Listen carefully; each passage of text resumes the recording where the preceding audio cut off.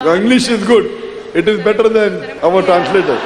बिस्मिल्लाहिर्रहमानिर्रहीम। दीन स्पीचेस के मोअज़्ज़ज़ नाज़रीन, अस्सलामु अलैकुम। एक तकरीब के दौरान एक लड़की डॉक्टर जाकिर नाइक से सवाल करते हुए कहती है कि मैंने आपके बहुत से बयानात सुने हैं, इसलिए हाल ही में इस्लाम भी कबूल कर चुकी हूँ, लेकिन मेरे वालिदैन नहीं मानते, तो मैं कैसे इस्लाम को अपनाऊं, क्योंकि घर में हिजाब भी नहीं कर सकती हूँ। My parents do not know that now I'm a Muslim and I can wear hijab. साथ ही में दूसरा सवाल पूछते हुए अंग्रेजी में कुछ कहने की कोशिश करती है तो नहीं हो पाता, किसी दूसरी जबान में बात करती है, लेकिन हैरत की बात ये कि ट्रांसलेटर भी परेशान हुआ और वो तर्जुमा नहीं कर पाया। बाद में एक दूसरी औरत की मदद से डॉक्टर जाकिर नाइक समझ गए कि वो सवाल ये था कि इस लड़की के वालिदैन इसे चर्च ले जाकर ईसाइयों की इबादत करवाते हैं, तो क्या वो ये कर सकती है? Brother, can you translate? It's really complicated, brother. Complicated.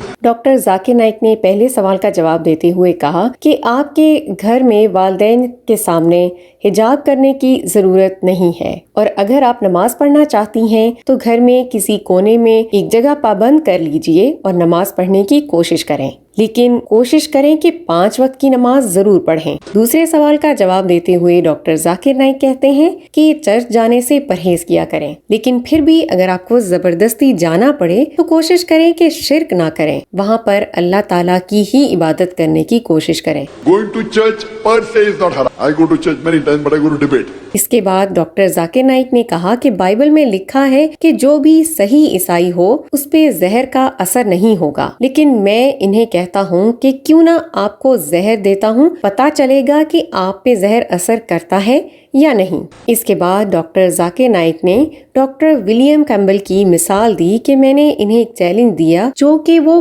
पूरा नहीं कर पाए, तो यहाँ से साबित होता है कि बाइबल में जो भी लिखा है वो खुदा के अल्फाज नहीं है, क्योंकि कोई भी टेस्ट एक ईसाई अभी तक पास नहीं कर पाया है। So surely we don't agree that this is the word of God. आखिर में लड़की एक और सवाल करती है कि चर्च में वो हमें शराब देते हैं, तो क्या वो शराब हम पी सकते हैं, क्योंकि वो पीना जरूरी होता है। डॉक्टर जाकिर नाइक ने 2 टोक अल्फाज में कहा कि नहीं, आप वो शराब नहीं पी सकते, जो वो साथ में ये भी कहते हैं कि ये ईसा अलैहिस्सलाम की तरफ से है, लेकिन इस दुनिया में शराब हराम है। Can you join that? No, sister. That is against the principles of the Quran.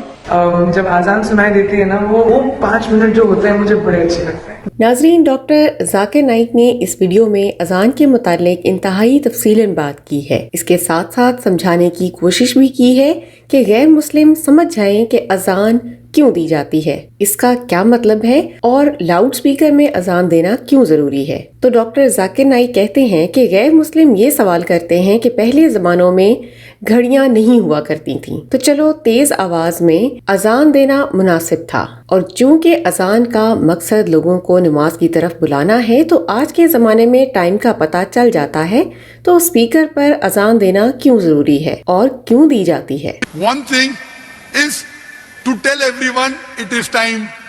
Doctor Zakir Naik इंतहाई खूबसूरत मिसालें देते हैं। इसकी मिसाल डॉक्टर जाकिर नाइक ने ये दी कि अगर स्कूल में हम बैठे हैं तो सबके पास घड़ियां मौजूद होती हैं, लेकिन फिर भी टीचर बेल बजाता ही है ताकि बताया जाए कि टाइम पूरा हो चुका है और अगले पीरियड का वक्त हो चुका है। तो इस तरह अगर हम लाउड स्पीकर पर अजान सुनते हैं तो यही वजह है कि लोगों को बुलाया जाए। हजरत मोहम्मद सल्लल्लाहु अलैहि वसल्लम ने बेल की घंटी से मना फरमाया है। इसकी वजह ये है कि हमारी अजान एक पैगाम है और उसके अंदर अल्लाह का पैगाम मौजूद है। बेल बजने का कोई मतलब भी हो सकता है, जैसा कि पीरियड खत्म हुआ है, पीरियड शुरू हुआ है। कभी कभी तब भी बजाई जाती है कि आग लग चुकी है और भाग जाओ, लेकिन अजान का एक खास पैगाम है। The Prophet said, bell is not good. Our azan has a message. Doctor Zakir Naik ने अजान का मतलब समझाते हुए कहा कि इसमें अल्लाह की तारीफ बयान की गई है और साथ में ये भी बताने की कोशिश की गई है कि हजरत मोहम्मद सल्लल्लाहु अलैहि वसल्लम अल्लाह के रसूल हैं, ताकि लोग मोहम्मद सल्लल्लाहु अलैहि वसल्लम की इबादत करना शुरू न कर दें। इसलिए